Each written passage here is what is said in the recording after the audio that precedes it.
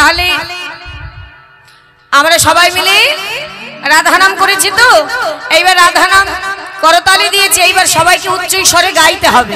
হ্যাঁ, আমার সঙ্গে সবাই মিলে উচ্চ স্বরে গাইবেন। কি বলবেন? রাধে রাধে। যেমন নাম করেছেন, গৌর নাম করেছেন, তেমনি রাধা নাম করবেন। বলুন আমার সঙ্গে, আগে আমি বলবো তারপরে সবাই। বাহু তুলুন, হরি বল হরি বল।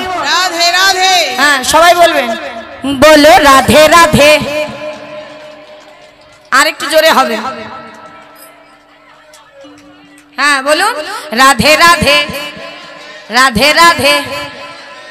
আচ্ছা, আমার মায়েরা একটু চুপ করুন, আগে আমার বাবাদের শুনবো, দাদাদের শুনবো, হ্যাঁ তারপর আমার মায়েদের শুনবো, বৌদিদের শুনবো। বলুন, আগে শুধু আপনারা বলবেন রাধে রাধে রাধে রাধে। কতটুকু আসলো?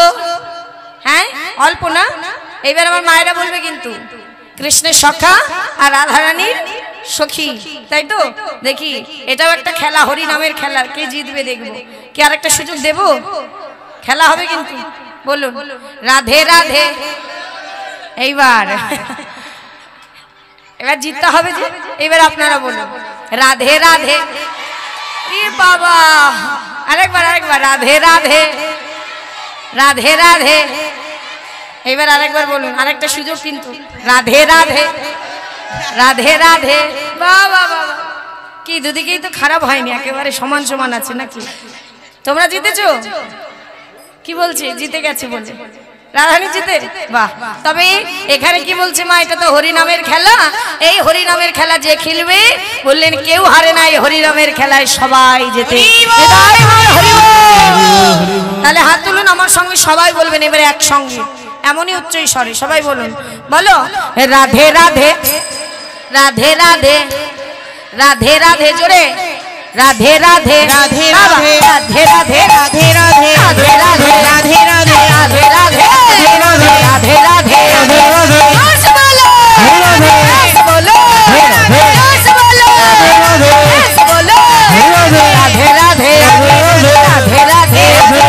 आगे पीछे दाहिने बाएं, कान गली में तुम जगह में, राधा कुंड में, श्याम कुंड में, हमारी प्यारी हमारी प्यारी सबकी प्यारी। हर्ष बोलो हर्ष बोलो। राधे राधे राधे राधे राधे राधे राधे राधे। কেমন লাগছে? ভালো, খুব ভালো না? তাহলে বৃন্দাবনের গোপী যখন তোমরা, বৃন্দাবনের পশু পাখি ময়ূর ময়ূরী যারা সবাই রাধা নাম সরে আর ওই পেখম তুলে রাধে রাধে বলে, তাহলে এটা যদি বৃন্দাবন হয়, গোপী হয়, ময়ূরী আমরাই, তাই তো? তাহলে কি করতে হবে? হ্যাঁ, সবাই মিলে হরি বল, সবাই মিলে একটু হাত তুলুন। যেভাবে আমি করব সেইভাবে করতে হবে। বড় বড় করে তোলো, হাত তুলো, তোলো হাত, সবাই তুলুন, মা হাত তুলুন, চলুন দাদা হাত তুলুন। জয়নিতা, শুধু মাইক চালালে হবে না দাদা, একটু হাতও তুলতে হবে। হরি বল, সবাই মিলে হরি বল হরি বল হরি বল। এবার আমার সঙ্গে সবাই বলুন রাধে রাধে রাধে রাধে রাধে রাধে রাধে রাধে রাধে রাধে রাধে রাধে রাধে রাধে রাধে রাধে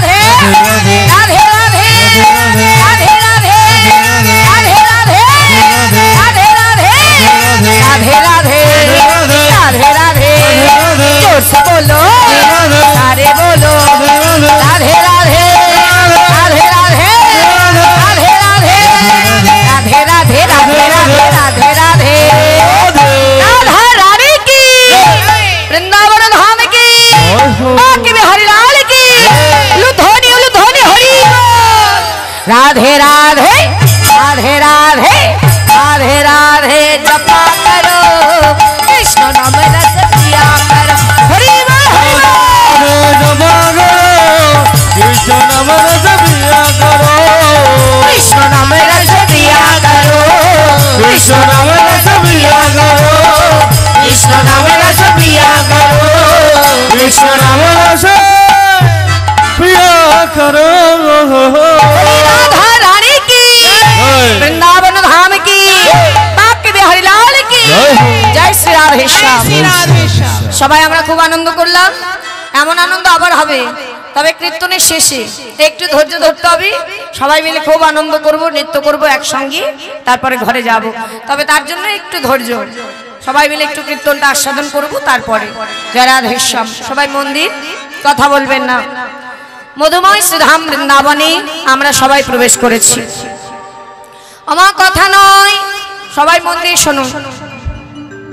মধুময় শ্রীধাম বৃন্দাবনে ভগবান শ্রীকৃষ্ণচন্দ্র আমার অনাদির আদি গোবিন্দ, সর্বকারণের কারণ যিনি, সেই ভগবান প্রতিদিন তার পিতা নন্দ মহারাজের ছিল নবলক্ষ ধেনু। সেই নবলক্ষ ধেনু নিয়ে প্রতিদিন যেতেন ভগবান হয়ে, প্রতিদিন গোষ্ঠ গোচারণে যেতেন প্রভাত কালে গোবিন্দ আমার। প্রতিদিনের ন্যায় আজও গেলেন।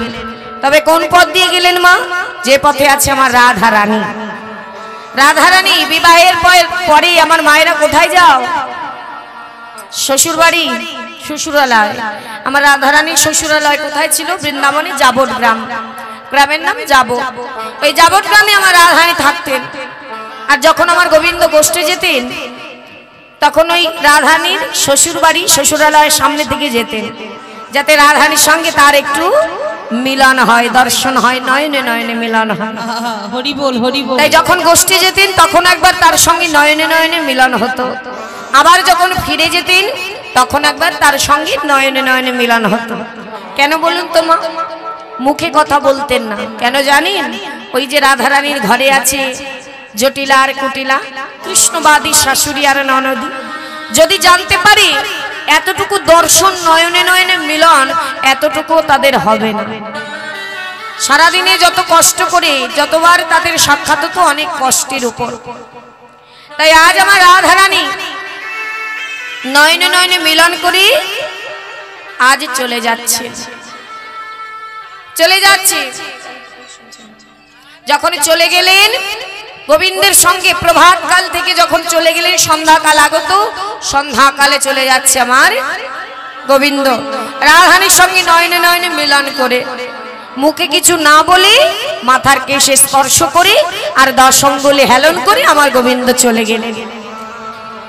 সখীরা কিছু বুঝতে পারলেন না, রাধারানী বুঝে গেলেন। রাধারানীকে বলছে, রাই রাই, তোকে বধূ তোকে কি বলে গেল রে? একটু আমাদের শোনা, আমরা একটু শুনি।